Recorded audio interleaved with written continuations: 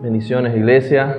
Una alegría poder estar de vuelta con ustedes. El Señor es bueno y para siempre su misericordia. Mientras José leía el pasaje de la lectura congregacional, me estuve pensando en algo, ¿no? Cuando yo venía el camino aquí, hay uno de los partidos políticos que tiene su sede aquí cerca, y estaban ahí con la televisión local, y ellos todos reunidos en medio de la calle, todos bien vestidos, ¿no?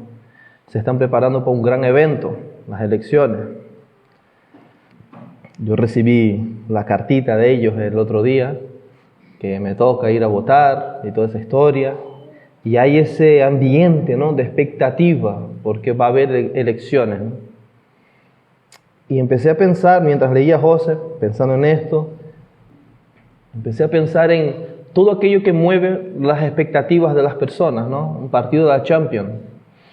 La gente va a los bares, la gente se prepara, la gente prepara sus agendas, sus corazones y sus mentes están totalmente volcados por la expectativa del resultado del partido. En el Mundial, vi una entrevista con un argentino que le había vendido todo lo que tenía, había hipotecado su casa y había terminado su matrimonio porque la mujer estaba en contra de lo que él estaba haciendo y la razón era porque él quería ver la final de Argentina. Ese es el ser humano. Ese es el ser humano. Eso es la encarnación del título del mensaje de Ayose de hace 2 domingos, si no me equivoco, ¿no? Eso es la respuesta del alma cuando vislumbra la gloria de lo que sea.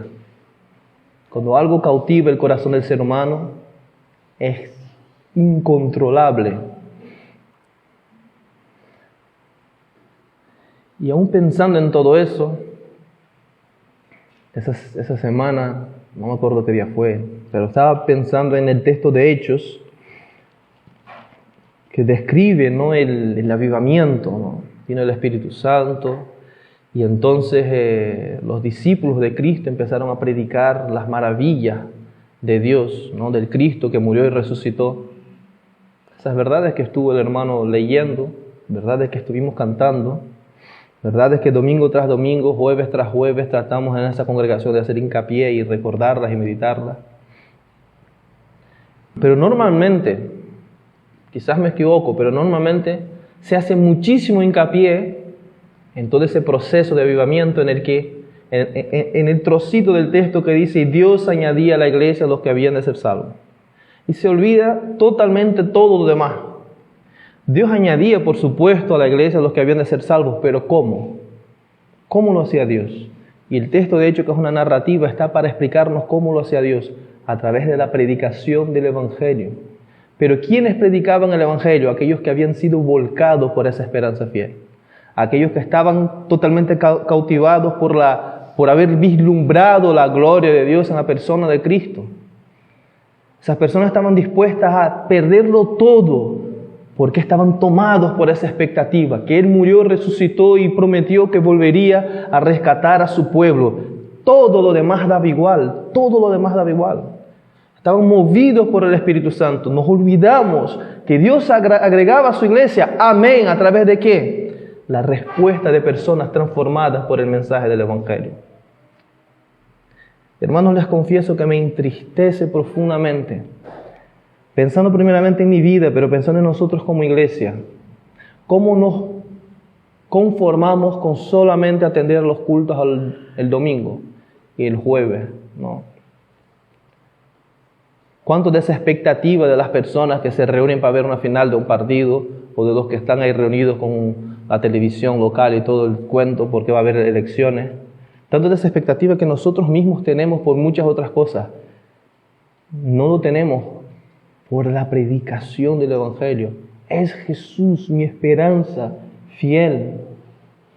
Estábamos cantando y un pasaje me retumbaba en la cabeza.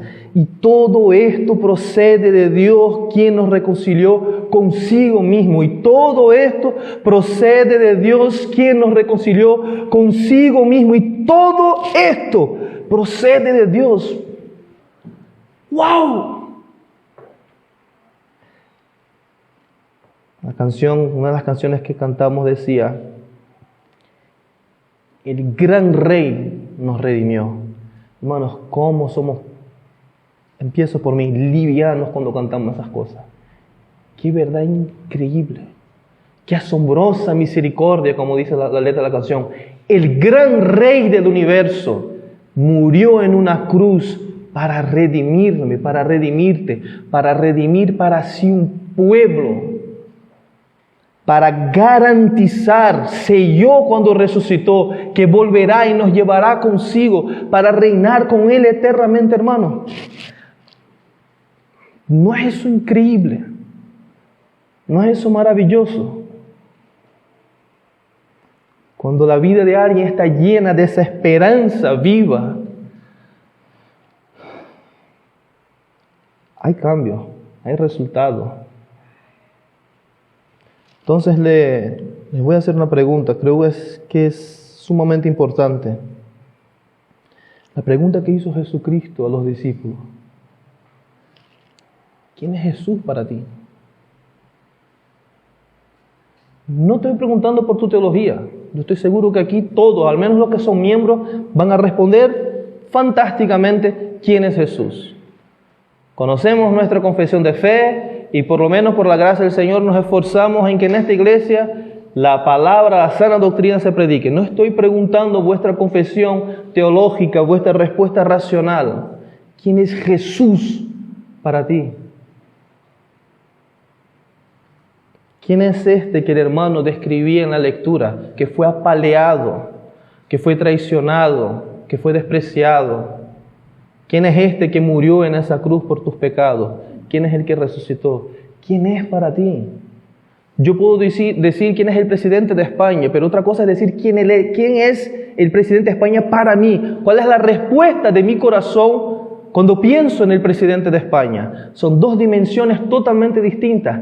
¿Quién es Jesucristo para ti?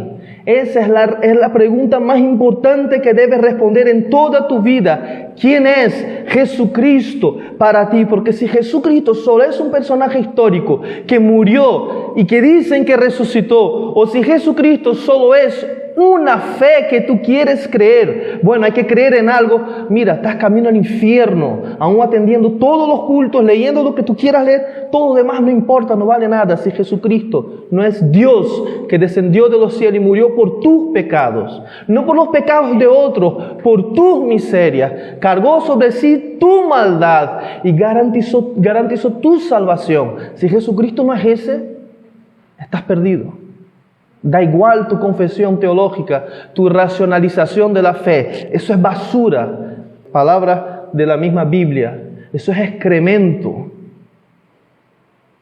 De esa forma expresaba Pablo que todo lo que él conocía y todo lo que él tenía por importante en su vida pasada, y sabemos cuál era su vida pasada, una vida de religiosidad, era excremento, no sirve para nada.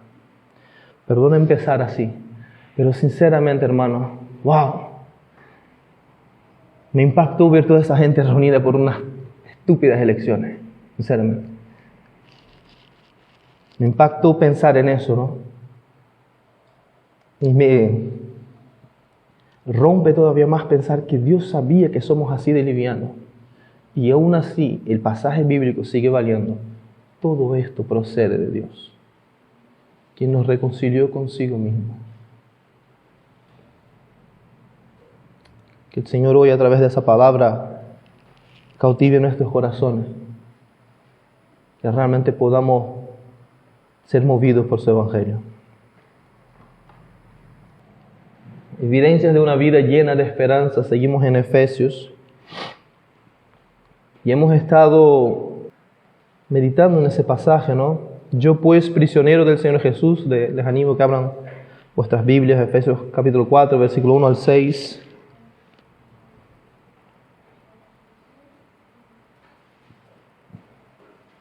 Yo pues, prisionero del Señor Jesús, les ruego, les suplico que ustedes vivan de una manera digna de la vocación con que han sido llamados, que vivan con toda humildad y mansedumbre, con paciencia, soportándose unos a otros en amor, esforzándose por preservar la unidad del Espíritu en el vínculo de la paz.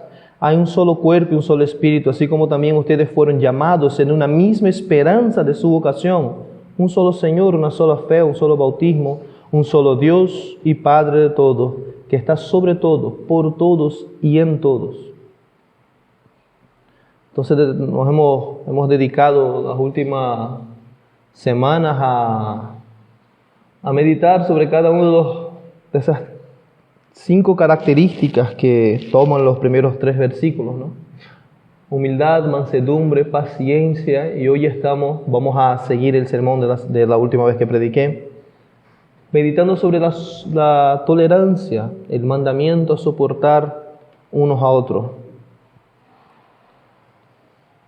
Y en esa tarea seguimos con esos 3 principios, esas 3 preguntas que nos ayudan a entender cómo debemos relacionarnos debidamente con un mandamiento de Dios, porque son mandamientos. Nos está mandando ser mansos, humildes, pacientes, tolerarnos unos a otros y que todo eso sea hecho en amor.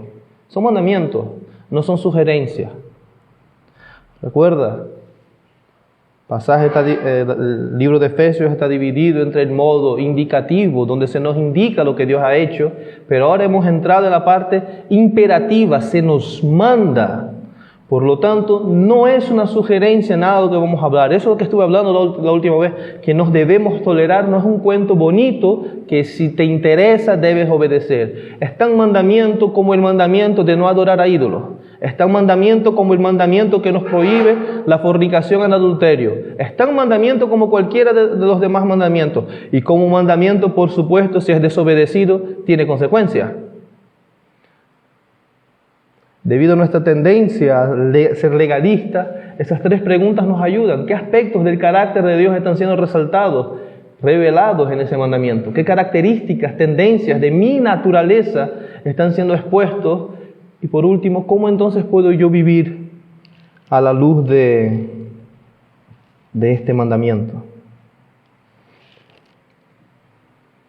Que vivan con toda humildad y mansedumbre, con paciencia, soportándose unos a otros en amor. Entonces, pensando en eso, les traté de transportar a esos momentos de tensión, de ofensas, de pelea, de desagrado que han vivido, que les marcaron, que los reviviera, que los remasticara, ¿verdad? Y que frente a eso, que frente al recuerdo de esos momentos, respondieran a la pregunta que marcó todo el sermón: ¿cuán duro de corazón eres? Pregunta clave para sacar máximo provecho a esa enseñanza. Hemos leído entonces varios pasajes que escogí aposta, que son súper confrontativos, ¿no? Que nos ordena una y otra vez a soportar, a no pagar el mal con el mal. 1 Tesalonicenses 5:15, 1 Pedro 3:9 y Mateo 5:38 al 48, que sí me gustaría volver a leer con ustedes. Si pueden y quieren, aunque bueno, ahí está justamente para que no tengan que abrir vuestras Biblias, también acompañar conmigo las partes que he querido resaltar del texto. Jesucristo hablando: ustedes han oído que se dijo ojo por ojo y diente por diente, pero yo les digo, no resistan al que es malo. Antes bien, a cualquiera que te abofetee en la mejilla derecha, vuelve también la otra. Al que quiere ponerte pleito y quitarte la túnica, deja también la capa. Y cualquiera que te obligue a ir 1 kilómetro, ve con él 2. Al que te pida, dale, y al que desee pedirte prestado, no le vuelvas la espalda. Ustedes han oído que se dijo: amarás a tu prójimo y odiarás a tu enemigo. Quiero parar aquí rápido, solo para que ustedes manejen bien el texto. Cuando Jesús dice: ustedes han oído lo que se dijo, y cita un mandamiento en el modo imperativo, ¿no? Es un orden. Básicamente Jesucristo está diciendo: se les ordenó hacer esto, ¿no? Amarás a tu prójimo y odiarás a tu enemigo. Entonces Jesús contradice esto, pero yo les digo, es lo mismo que decir, pero yo les estoy ordenando a ustedes algo distinto, lo contrario. Es decir, es obvio, pero quiero hacer hincapié en eso. No son sugerencias, No son cosas para que te preocupes y trates de llevar a cabo cuando estés de buen humor. Son ordenanzas, mandamientos como cualquier otro mandamiento. Pero yo les digo, amen a sus enemigos y oren por los que los persiguen, para que ustedes sean hijos de su Padre que está en los cielos, porque Él hace salir su sol sobre malos y buenos y llover sobre justos e injustos, porque si ustedes aman a los que los aman, ¿qué recompensa tienen? ¿No hacen también lo mismo los recaudadores de impuestos? En palabras nuestras, los hijos del diablo, los inconversos, los que están caminando hacia el infierno, los que no tienen el Espíritu Santo. Y si saludan solamente a sus hermanos, ¿qué hacen más que otros? ¿No hacen también lo mismo los gentiles?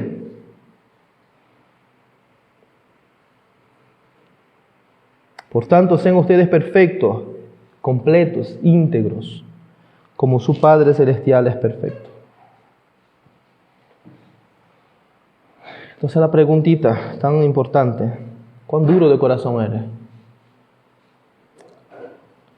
He dicho eso otras veces, vuelvo a repetir, la dureza del corazón en la Escritura, a lo largo de la Escritura, se manifiesta en mi grado de resistencia a la palabra de Dios. Todas las veces que dice que el pueblo era duro de corazón, lo que está diciendo es que ellos resistían a la palabra de Dios, a lo que Dios había mandado. ¿Ok? Cuando pregunto cuán duro de corazón eres, la pregunta por detrás es ¿cuánto resiste tu corazón al mandamiento? Pensando en esos momentos de tensión, porque obviamente somos una iglesia reformada, sola Escritura, qué nivel. Claro que vamos a decir que sí, amén, eso es así, gloria al Señor, por supuesto. Del dicho al hecho, buen trecho, ¿verdad?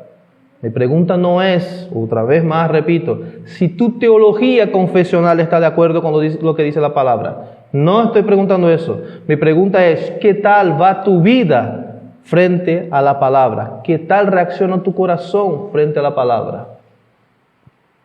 No de una manera romántica, no de una manera idealista, sino realista. Dos principios que hemos lidiado en los últimos sermones, ¿verdad? El ideal, el idealismo y la realidad, mi experiencia.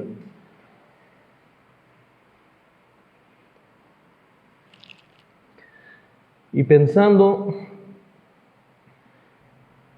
en el texto que nos toca, Efesios, hemos visto que en el texto que estuvimos leyendo, donde Jesús contradice lo que se mandaba en la tradición del pueblo, la tradición religiosa del pueblo, dando un mandamiento nuevo, que no es nuevo, ¿no? ¿A quiénes manda Jesús amar? A nuestros enemigos, a los que son contrarios a nosotros. ¿A quiénes se nos manda amar en Efesios? Esa pregunta es clave. A nosotros, los cristianos, a la iglesia, entre nosotros. Por lo tanto, debiera ser, entre comillas, ¿no? Pan comido, ¿no? Supuestamente aquí ninguno está persiguiendo la fe de ninguno. Espero que no. Ninguno está aquí haciendo la zancadilla al otro para que caiga. Pero yo les conozco suficientemente bien para afirmar categóricamente que el mandamiento a tolerarse en amor es un desafío en esta iglesia. Créanme, yo no estoy hablando teniendo a una persona en particular en la mente. Yo estoy hablando de lo que conozco a todos ustedes como iglesia. A mí, incluyéndome obviamente. Y fue la pregunta, ¿no? ¿Cuán duro de corazón eres? Teniendo en cuenta el texto de la lectura congregacional, ¿cómo se manifestó la tolerancia de Cristo en la cruz? Sufriendo lo insufrible, soportando lo que no debiera soportar, aguantando un peso que no era suyo, callando ante el castigo que no era suyo, abriendo mano de su propia dignidad, siendo avergonzado por beneficiarte a ti y a mí y a toda su iglesia. Y eso es tolerancia. Eso es tolerar, es soportar, movido por el poder del Espíritu Santo. Como les dije, eso es una continuación del sermón pasado, por eso estoy repasando los principios principales para avanzar, y lo que hay que avanzar no es mucho. La tolerancia a las ofensas es un muy buen indicador de cuán humilde, manso y paciente soy. Es decir, tú puedes decir que tú toleras un montón y posiblemente estás equivocado, no sabes qué es tolerar. Puedes decir que tú eres muy humilde, muy manso, que eres muy paciente. Si eso no se manifiesta en obras, ¿cómo que en obras, Emerson?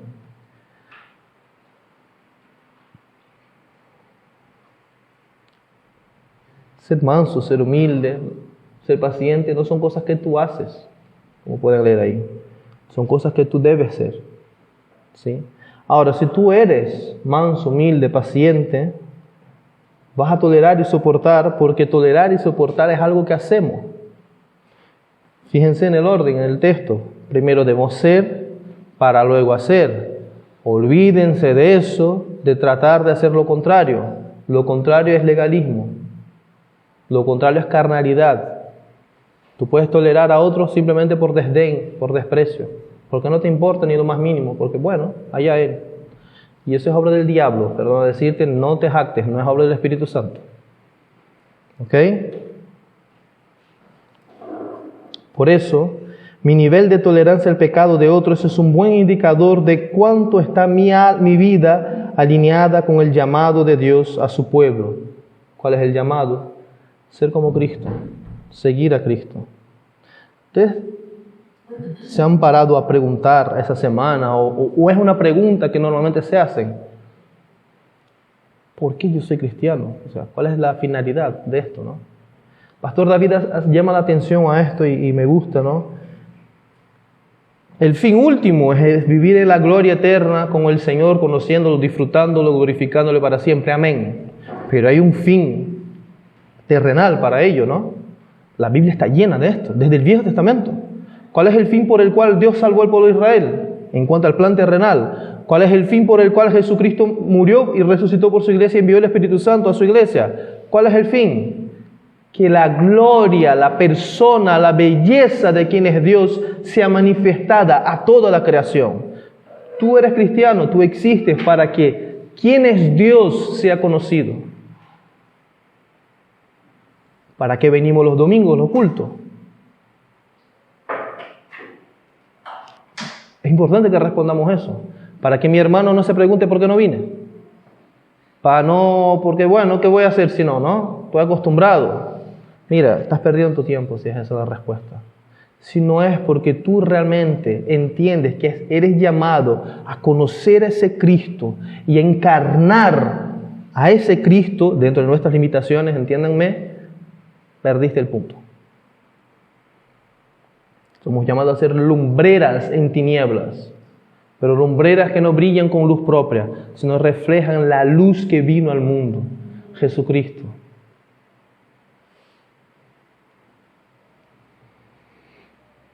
Hermanos, soportarse unos a otros no es callar a todo o resignarse.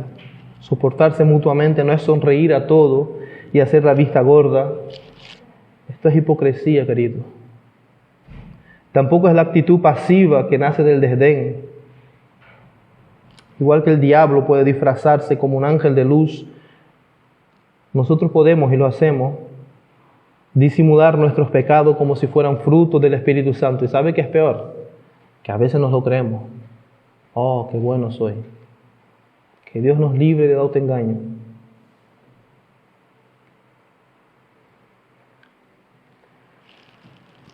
Entonces nosotros meditamos en esos textos que están ahí acerca de cuál es el mayor ejemplo, el ejemplo más glorioso y el ejemplo transformador que nos capacita entonces a tolerar y a soportar unos a otros.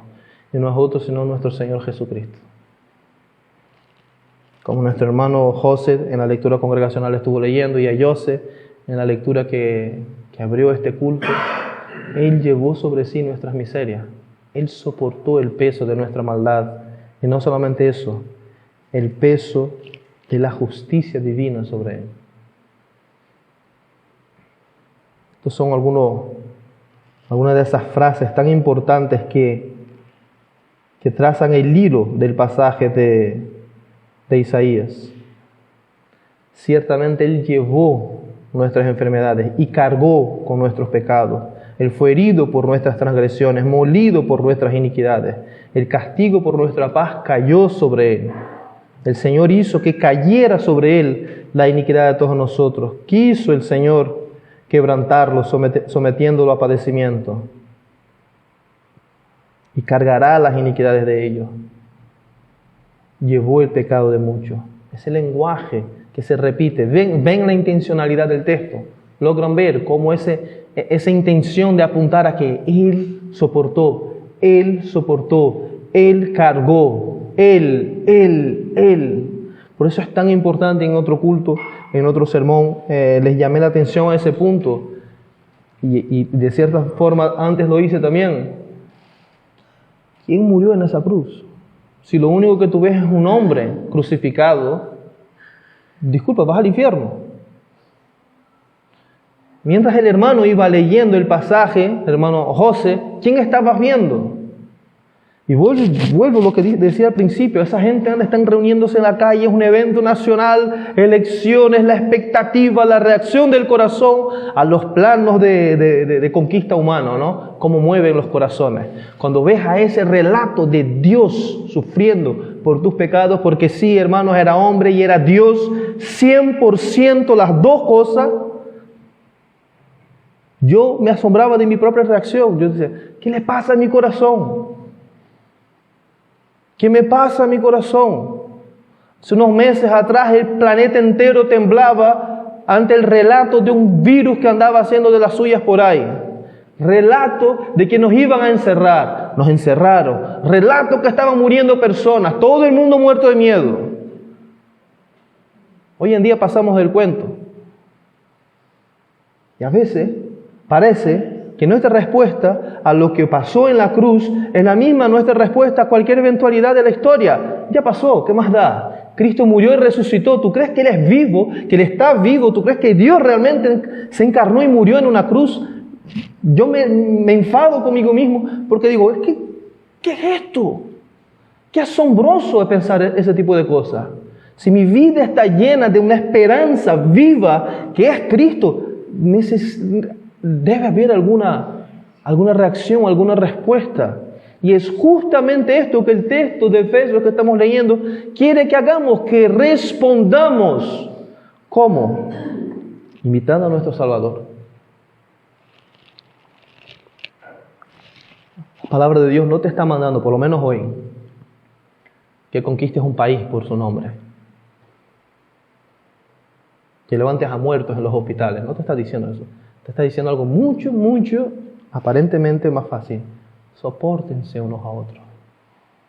Eso revelará la gloria de quién es Dios. Ya está.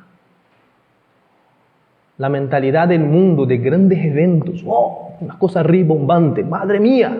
La tele. Si no está aquí la televisión y no hay aquí 5,000 personas gritando dentro de ese lugar, entonces no hay nada. Aquí no ha pasado nada. Sopórtense unos a otros en amor. Es una manifestación de la gloria y la presencia del poder y del Espíritu de Dios en tu vida. Y esto que la palabra de Dios te está mandando, sopórtense. Eso revelará quién es Cristo en esta iglesia. Cuando miramos cómo Cristo soportó nuestra miseria, la pregunta en contraste es cuán duro de corazón es Cristo. Él no es como nosotros. Hoy me acordaba de una canción. Estaba en mi casa, yo no sé, a veces yo estoy pensando en 5,000 cosas a la vez y desordenadas, ¿no? Vienen muchas cosas. Y fue justamente porque venía al local y me olvidé las bebidas y tuve que volver a casa. No sé lo que estaba pensando mientras subía la escalera, pero de repente, seguramente me estaba condenando por algún pecado mío. Y de repente la letra de una canción vino a mi mente. Si no fuera por su gracia y por su amor.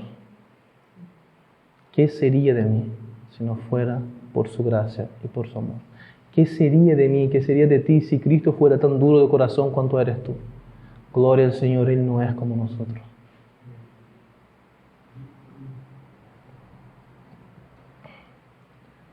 Soportar al prójimo implica cargarme a mí mismo. Soportar implica sufrir el otro por el bien del otro.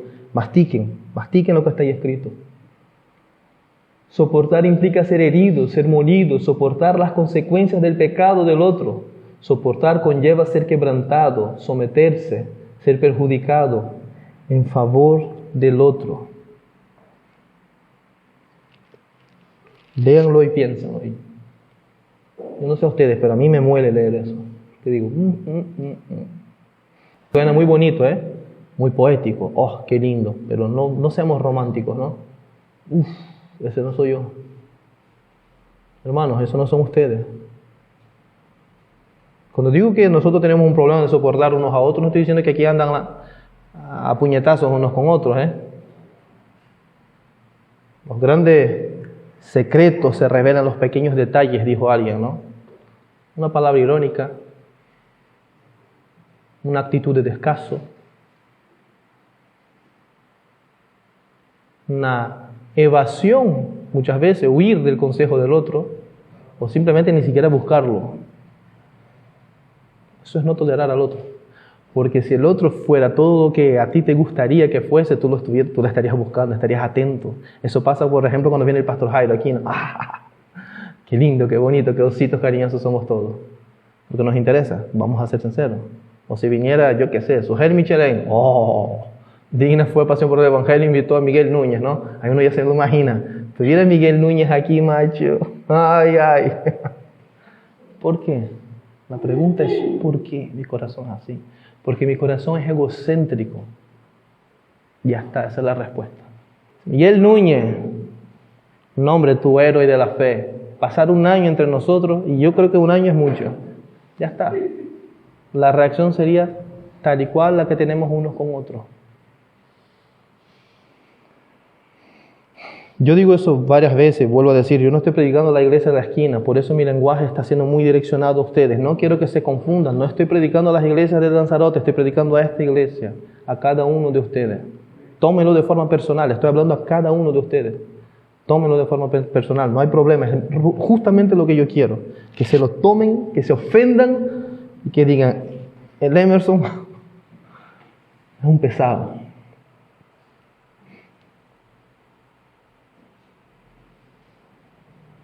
Soportar es abrazar la miseria del pecado de mi hermano y cargar con ello por el bien de mi hermano. Recuerden que todo eso, lo que yo he escrito, no me lo estaba inventando porque estaba muy inspirado. Eso es justamente lo que Cristo hizo y es justamente lo que todos los pasajes que hemos leído apuntan. Él abrazó tu miseria y tu pecado por el bien tuyo, no por el bien suyo. Soportarnos es morir a nosotros mismos. Es menguar para que Cristo crezca en nosotros.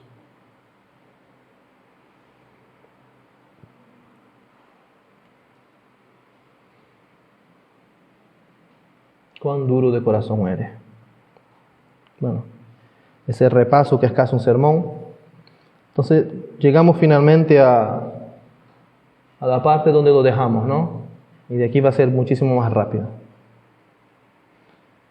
La pregunta era, ¿qué es lo que estamos viendo allí, no? Ya luego después me puse a analizar la imagen y hay muchas cosas en esa imagen, ¿no? Como José apuntó otra vez, no, están cargando porque hay un tipo ahí con una espada. Entonces están cargando porque su tesoro no es lo que está dentro, es su vida, ¿no? Siempre hay un tesoro. Siempre hay un tesoro. Siempre nos cargamos y nos lastimamos y nos esforzamos por aquello que nosotros valoramos. Preguntitas, ¿qué están haciendo? ¿Qué están cargando? ¿Por qué están soportando el peso? Y esta es la pregunta clave. ¿Por qué la palabra de Dios nos manda soportarnos, tolerarnos unos a otros? Y aquí fue donde yo lo dejé, ¿no? Acabo de machacar la cabeza a todo el mundo diciendo que ustedes no valen nada, yo no valgo nada, unos pecadores egocéntricos. Es lo que hay. Es así, ¿verdad? Pero a la vez encontramos una paradoja. Si la Biblia lo dice, si la experiencia corrobora que mi corazón reacciona a aquello que es de valor, si la Biblia también dice y demuestra que yo, de forma innata en mí mismo, no tengo ningún valor sino pecado, ¿cuál es el argumento entonces para soportarse unos a otros? Es simplemente porque Dios manda. Entonces sería un legalismo, ¿no, Emerson? Uy, aquí estamos encerrados. Una vez más, hermanos, si tratamos de entender la palabra de Dios y la vida mirando de abajo hacia arriba, no vamos a entender nada. Por eso todas esas veces todas las veces que he estado predicando en cada uno de esos mandamientos, de esos aspectos que se nos manda encarnar, fui a la persona de Cristo para que vean Cristo haciendo y encarnando esas características. Porque no debemos soportar unos a otros simplemente porque se nos dice, sino porque nuestra identidad en Cristo es otra. Nuestro valor en Cristo es otro. Todo eso procede de Dios, quien nos reconcilió consigo mismo. Es decir, creemos en la doctrina de la justificación por la fe sola, pero ¿qué implicaciones tiene? ¿Qué implicaciones tiene la doctrina de la sustitución, de que Cristo murió, es el vicario de la iglesia, el sustituto de la iglesia? ¿Qué implica que Cristo murió en esa cruz? ¿Qué implica todo lo que hemos leído en Efesios hasta ahora? Que somos el cuerpo de Cristo, que estamos unidos a Él que es la cabeza de todas las cosas, el que llena todo en todo, pero que a la vez es completado, la plenitud del mismo está atada a la iglesia. ¿Qué significa esas cosas? ¿Entienden por qué es tan importante toda esa teología de los primeros 3 capítulos? Porque eso hay que llevarlo a la práctica, soportándose unos a otros. Ahora bien, ¿por qué debo soportar el otro? Soportar en amor, pensando en la persona de Cristo, es sobrellevar el dolor y el sufrimiento que me causa el pecado del otro, no por resignación, sino por comprender y amar el valor que el otro tiene. Entonces tenemos un valor. Yo espero que ya sepan la respuesta, pero seguiré como si no lo supieran. Un tesoro es algo por lo que estamos dispuestos a sacrificar todo, aún nosotros mismos, para obtenerlo. Cristo sacrificó todo. Aún Él mismo, quien Él es, para obtener para sí a su iglesia. Si tu hermano pecador, que peca contra ti, fue tan amado y atesorado por Cristo, la pregunta, ¿cuál debe ser entonces tu actitud frente a sus errores y ofensas? Sus debilidades y caídas, su torpeza y su dificultad en entender las cosas, y crecer, y su tardanza en madurar. ¿Sabe aquella sensación, aquella impotencia, aquella frustración? Pero muchacho, otra vez, ¿tú no entiendes o qué? ¿Qué te pasa? Los casados estoy seguro que sufren mucho eso entre sí con la educación de sus hijos. Pero otra vez, ¿no? Pero Cristo estuvo dispuesto a morir por personas así, duras de corazón, torpes, difíciles de aprender. Si Cristo estuvo dispuesto a soportar tanto, si Cristo pagó tanto, y ahí va la parte muy personal. ¿Cómo respondió Cristo soportando sobre sí mismo tus pecados? Piensa en tus pecados. Piensa en tu miseria. Piensa en esos pecados que te da vergüenza confesarlo, que ni siquiera te quieres acordar. Piensa en esos pecados que persisten en tu vida, esas realidades que a veces te haces el loco porque no quieres admitir que allí están en tu corazón. Cristo las abrazó en esa cruz. Cristo las soportó en esa cruz. ¿Cómo respondió Cristo? Soportándolo.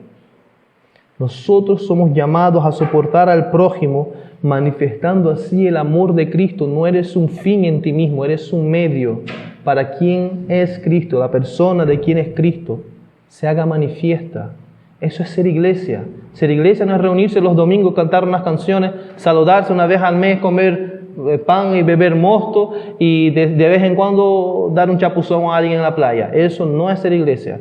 Eso son manifestaciones externas de qué es ser iglesia. Ser iglesia es más profundo. Ser iglesia es mucho más profundo. Todas esas otras cosas son resultados, son consecuencias. Ser iglesia es algo mucho más allá, hermanos. Efesios es una carta, como nuestro hermano Edgar en su sermón en Colosenses llamó la atención. Efesios es una carta donde la esencia misma de qué es la iglesia es revelada. El carácter de qué es ser iglesia, tan vinculado a qué es el Evangelio, es revelado. Son iglesia, ahora hay que abrazar la realidad de lo que son. Parte de abrazar la realidad de lo que somos como iglesia es justamente abrazar la realidad de que Cristo soporta nuestros pecados. Esto nunca va a ser una iglesia de verdad si nosotros aquí estamos, ay no, es que me dijo o no me dijo o no es como me gustaría ser. Esto no es el cielo, hermano. Esto es una embajada del cielo, no el cielo. Aquí hay pecadores redimidos, pero no glorificados. Realidad, ideal y realidad, ¿verdad? No somos glorificados todavía. Por lo tanto, hermano, sí, soportar es en el contexto de la ofensa y del pecado del otro contra ti. Eso es lo que Dios te está llamando a hacer. Sopórtense unos a otros.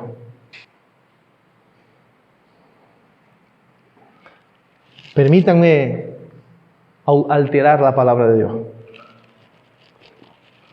Un texto que a Dios se ha estado enseñando durante varias semanas, lo citó muchas veces los jueves. 1 Pedro 1, 15 al 16. Si quieren abrirlo para ver la versión, está hablando de la santidad. Yo simplemente quité lo de ser santo y puse lo que Efesios está mandando. Bajo ese título, Cristo, y yo no sé por qué no aparece ahí. Ok. Cristo es para con nosotros lo que nos manda hacer para con los demás. Cristo es para contigo lo que te manda hacer con otros. ¿Qué quiere decir eso? La palabra de Dios te está mandando tolerar y soportar. Cristo te tolera y te soporta. ¿Has parado a pensar eso? Que Cristo te está sufriendo todos los días. La incoherencia que hay entre la teología y la confesión de fe tuya y tu práctica. Hay mucha incoherencia.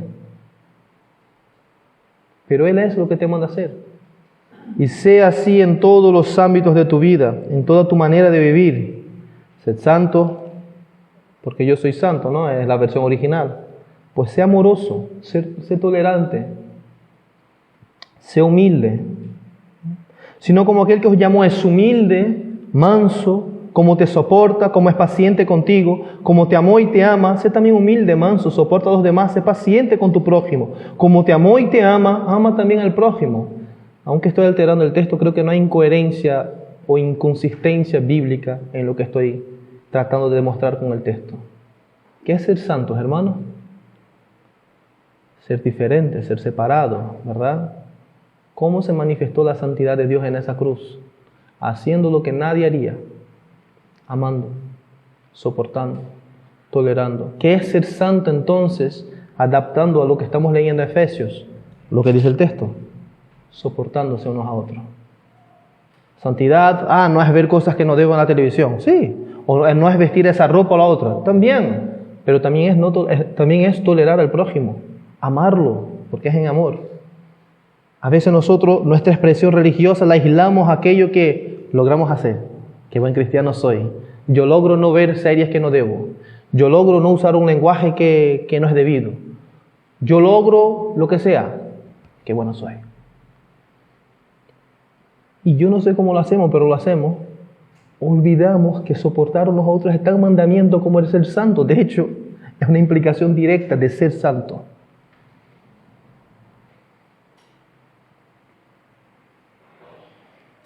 Y sea así en todos los ámbitos de tu vida, en toda manera de vivir. Sea amoroso, manso, humilde, paciente, sopórtense unos a otros en todos los ámbitos de tu vida. ¿Sabe por qué? La respuesta de Dios es esa. Porque yo soy santo, porque yo soy amoroso, porque Él se reveló humilde, un Dios humilde. Son cosas que nos vuelan la cabeza. Porque te amé y porque te amo. Eso es el mensaje de la santidad de Dios en cuanto a su carácter en esa cruz.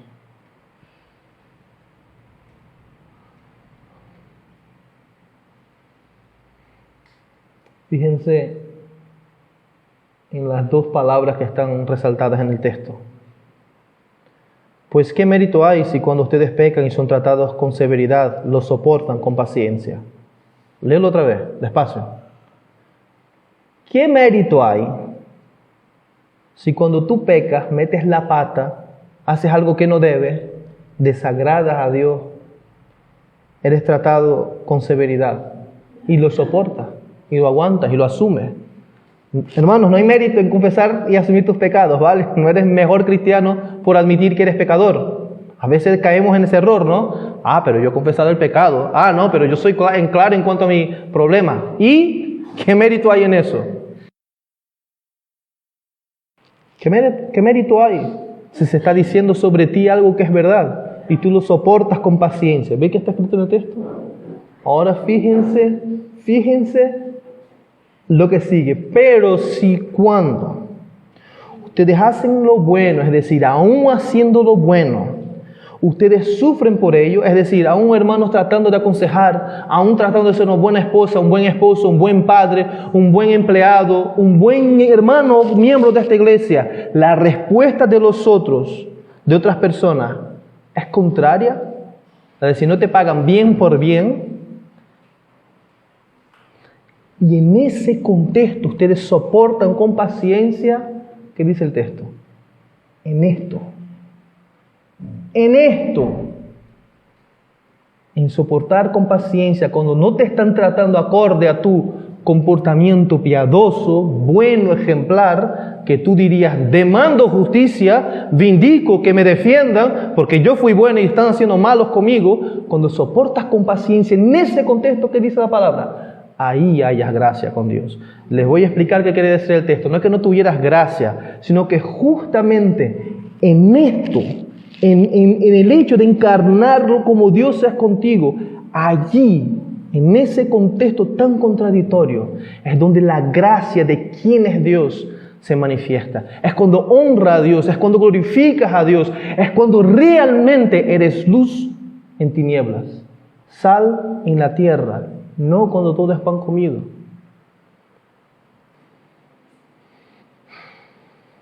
Hermano, iglesia, todo este lenguaje en palabras de John Stott, comentando el texto del comportamiento cristiano, entra en violenta colisión con el mundo antropocéntrico, centrado en el hombre en sí mismo y egocéntrico. El hombre caído, preso dentro de su pequeño ego, tiene una confianza ilimitada en el poder de su voluntad y un apetito casi insaciable de alabanza a su propia gloria.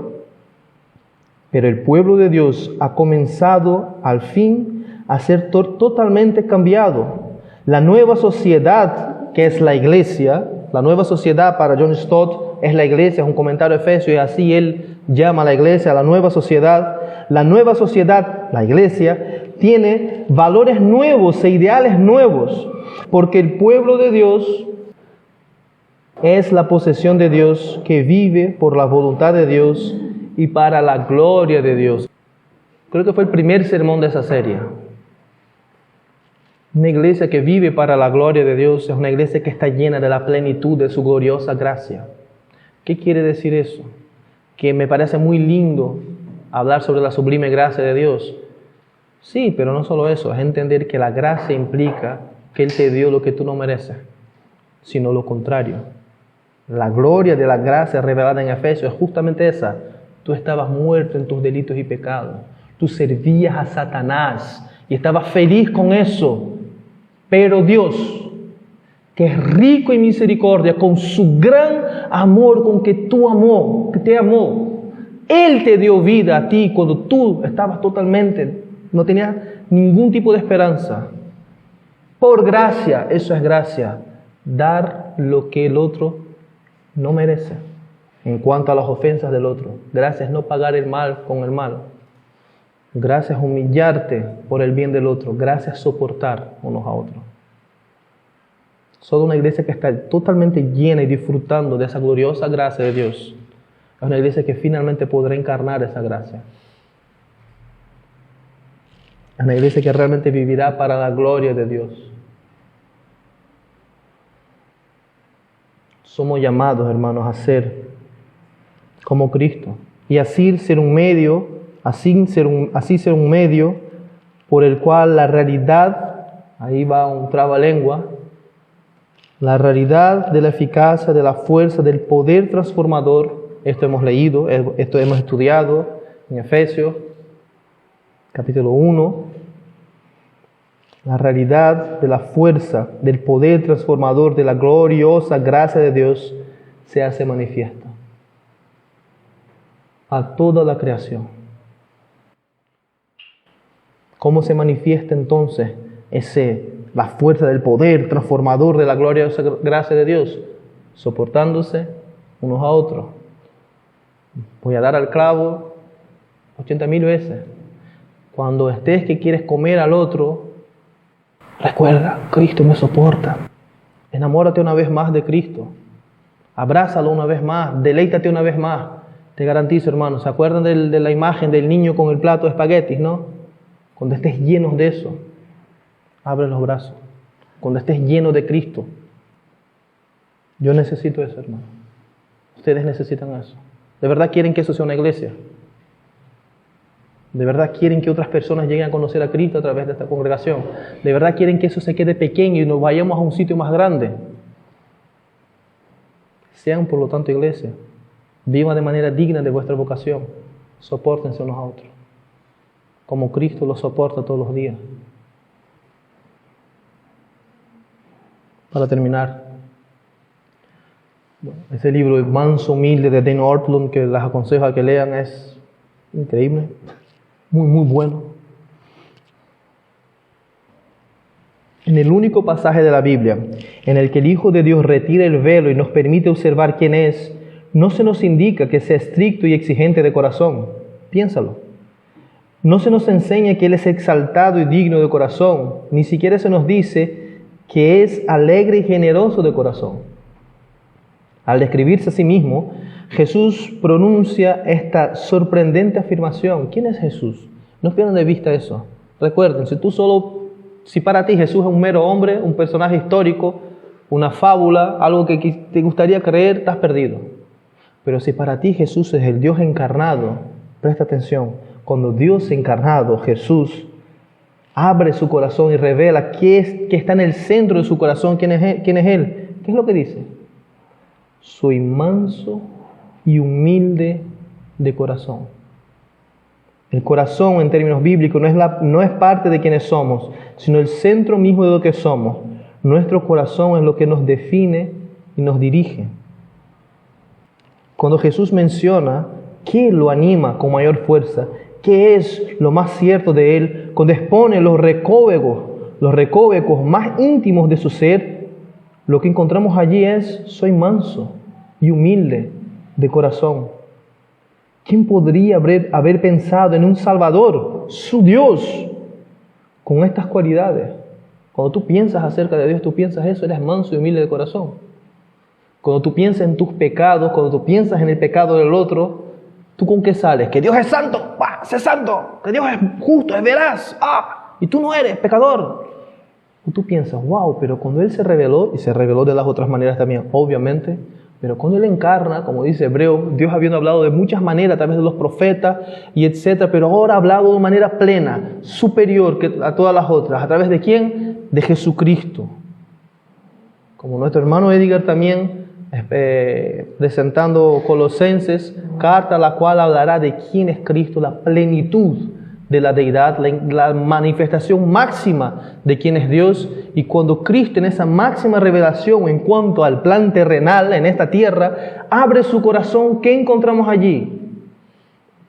Soy manso y humilde de corazón. Mira, si eso no te hace ver lo distinto y lo santo que es Él, cuando yo veo esto, yo digo, wow. ¿Sabe por qué? Porque yo no soy ni manso ni humilde de corazón. Y si tú no lo sabías, te lo voy a decir. No eres manso y humilde de corazón. Aquí no hay mansos y humildes. Aquí hay más extrovertidos, menos extrovertidos. Aquellos que se hablan menos y aquellos que hablan más. Manso y humilde no hay ninguno. Y Dios nos dará tiempo y oportunidad suficiente para que la misma experiencia nos lo muestre.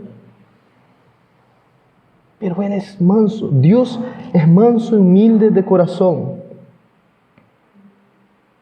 Él es apacible y humilde.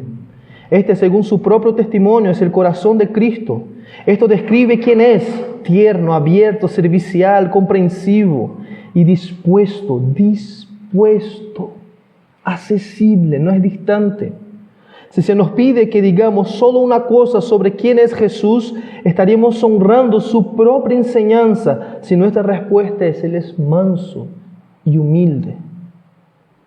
Cristo es lo que nos manda ser. No se olviden de eso. Cristo es aquello que te manda ser. La vida cristiana es inevitablemente de esfuerzo y trabajo. Lo veremos más adelante en el mismo Efesios. Pero todo trabajo cristiano fluye de la comunión con un Cristo vivo, hermanos. Por eso al principio empecé con esto. ¿Quién es Cristo para ti? ¿Es solamente parte de tu confesión? Comunión con un Cristo vivo, cuya realidad trascendente y definitoria es manso y humilde. Nuestro hermano Edgar llamó atención sobre eso en el último sermón. Tú solo no puedes. Es inalcanzable. Sin Cristo, nada podemos hacer. Ser manso y humilde, paciente y tolerar y soportar unos a otros. Si no te ha quedado claro, no lo logras, no puedes hacerlo. Si no te ha quedado claro después de toda esta tormenta de cosas, es que no puedes hacerlo, eres duro de corazón. Necesitas estar conectado a la vida verdadera. Necesitas estar en comunión con aquel que es manso y humilde. Necesitas que su vida fluya a través de ti. No es solamente lo que Cristo, ¿qué haría Cristo en esa situación? No, es cómo logro yo hacerlo a través de Cristo, capacitado por su Espíritu, unido a Él. Y es bonito esa imagen de Jesucristo, ¿no? Hablando de una vid. No es un enchufe, que tú enchufas y desenchufas, desenchufas cuando te da la gana, no. Es algo que es orgánicamente unido, enraizado, que cuando se separa, se desgarra, se rompe. Cada vez que tú te separas de Cristo, estás haciendo justamente eso. Estás rompiendo algo para reconectarlo, hermanos. Sí, por eso a veces es tan difícil orar, tan difícil buscar al Señor, es tan difícil superar un pecado. Justamente por eso.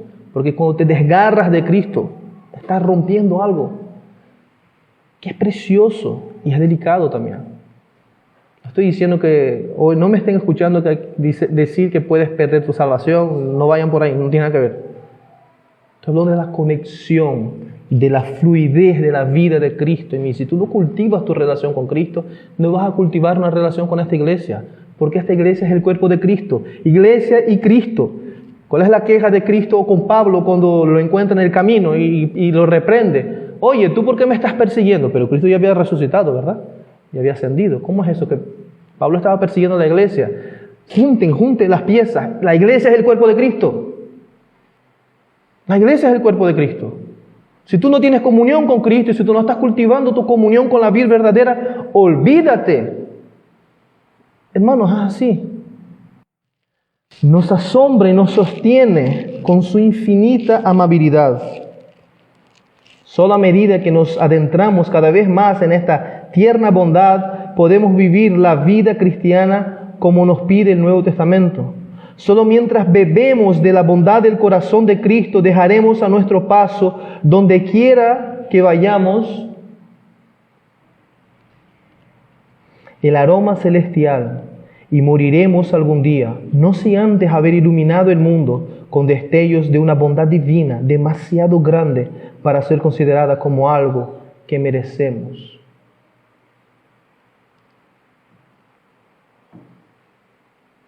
¿Qué aspectos del corazón, del carácter de Dios entonces fueron revelados a través de ese mandamiento? Que Él es manso y humilde, que Él nos tolera y nos soporta pacientemente. ¿Qué aspectos de quiénes somos se revelan a través de ese mandamiento? Que nosotros no somos mansos y humildes, que tolerar y soportar al otro para nosotros es las peores cosas que nos puede pasar. Aguantar al otro, pero no aguantar por aguantar como dice las Escrituras, y eso hablaremos sobre eso el próximo sermón.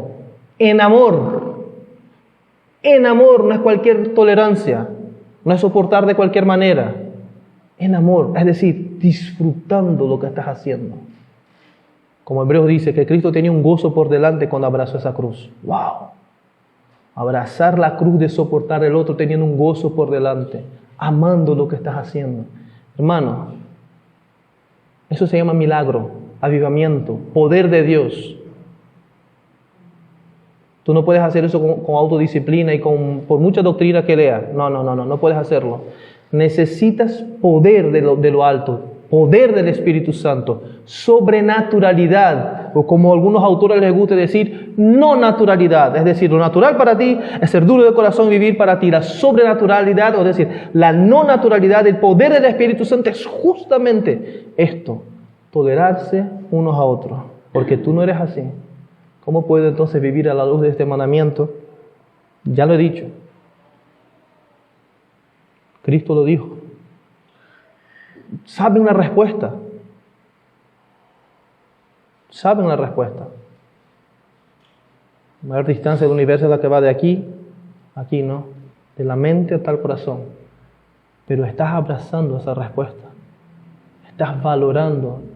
Estás creyendo con todo lo que tú eres, que Él es la vid verdadera y que sin Él tú no puedes hacer nada. De verdad crees que Cristo es la cabeza de la iglesia y que esto es una iglesia y es el cuerpo de Cristo. Que sin Cristo tú no puedes hacer nada en cuanto a sus mandamientos, en cuanto a la santidad, en cuanto a hacer luz en el mundo. No puedes hacerlo. Abraza a Cristo. Mira a Cristo. Bebe una vez más de sus aguas. Disfrútale una vez más. Separado de Cristo nada podemos hacer, hermano. Y recuerden esto. Cristo no es un Dios distante. Cristo no es Mahoma, Cristo no es Buda, Cristo no es cualquiera de esos falsos profetas de la historia que murieron y están en sus tumbas. Cristo murió y resucitó y prometió que estaría con nosotros por siempre y envió su Espíritu Santo, su mismo Espíritu, la tercera persona de la Trinidad, para que habitara con nosotros. Nuestra teología dice que Dios vive dentro de ti. Nuestra teología lo dice. ¿Dónde está eso en nuestra práctica? Si no tienes fe, no agradas a Dios. No te conectas con Dios. Si no crees realmente que tienes al Eterno viviendo dentro de ti, y sí, te tiene que dar un cortocircuito en la cabeza, tienes al Eterno viviendo dentro de ti, al Santo, Santo, Santo, Todopoderoso viviendo en ti. Si tú olvidas eso y tratas de lograr soportar unos a otros por tus fuerzas, ¡qué desastre! Pero Él está con nosotros hasta el fin de los días, hermano. Ese poder está a nuestro alcance. Ese poder está a nuestro alcance. Empezando por el Espíritu, no traten de lograrlo por la carne. El Evangelio no es solo para el principio de la fe, es para la vida entera y la eternidad. El mismo Espíritu que regeneró tu corazón es el mismo Espíritu que te da vida todos los días. Hermanos, tenemos que dejarnos de la tontería de creer en la obra de la carne, de la teología. Ay, mi madre, ya se nos volvió loco. Sí, a veces nosotros repetimos como loritos nuestra teología y es correcta, pero en la práctica, ¿cómo se come eso? ¿Cómo se hace? ¿Cómo se vive? ¿Qué queremos ser? ¿Un cementerio cristiano o una iglesia cristiana? Necesitamos vida del Espíritu en nosotros, abrazar a Cristo una vez más, beber de sus aguas una vez más, deleitarnos en Él una vez más, mirarlo una vez más a través del Evangelio, confiar en Él y entonces viviremos lo que nos manda la palabra del Señor. Encarnaremos quien Él es, entonces viviremos de una manera digna de nuestro llamado, entonces atendremos a su llamado.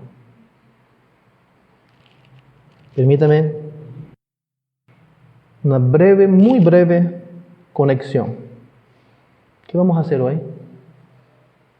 Celebrar la Santa Cena, también llamada la comunión de los santos.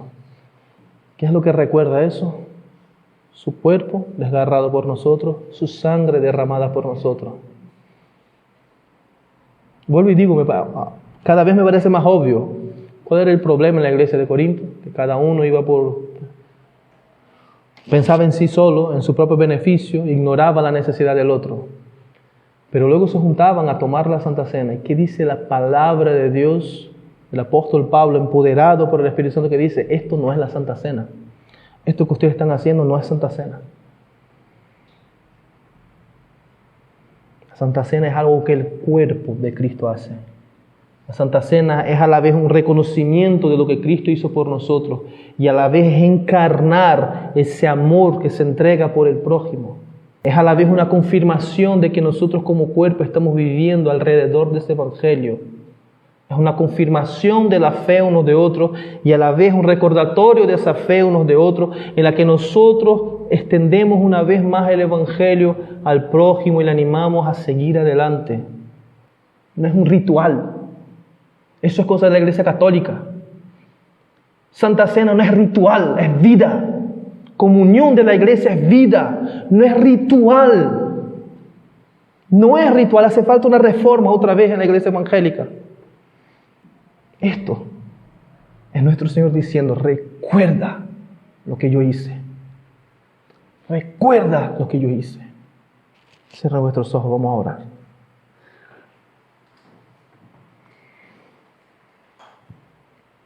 Señor, recuérdanos lo que has hecho. Queremos abandonarnos a tus cuidados y decirte, Cristo, no podemos, sin ti no podemos. Somos un desastre, Señor. Estamos tan encerrados en nuestra burbuja egocéntrica, en nuestro caparazón de prepotencia y arrogancia. Estamos tan encurvados sobre nosotros mismos, mirando nuestro ombligo, deleitándonos de nuestras glorias miserables. Oh Señor, nos vemos tu gloria, nos vemos tu belleza, nos vemos que tú eres manso y humilde. Cristo, conquístanos con tu mansedumbre, con tu humildad, con tu ternura, con tu cuidado, con tu cercanía. Señor, conquístanos, derrítenos, desmóntanos, quebrántanos. Tú conoces el corazón de cada uno de los que están aquí, Señor Jesús. Tú conoces mi corazón y tú sabes, oh Padre, oh Cristo vivo, quienes realmente creen en ti como su único y suficiente Salvador. Tú sabes aquellos que de verdad, aunque de forma equivocada muchas veces, limitada muchas veces, pecaminosa tantas otras, pero aún así desean ser un medio para que lo que tú eres se revele al mundo. Así que, Señor, te pedimos perdón porque somos tu cuerpo, somos tu iglesia, pero muchas veces parecemos cualquier otra cosa.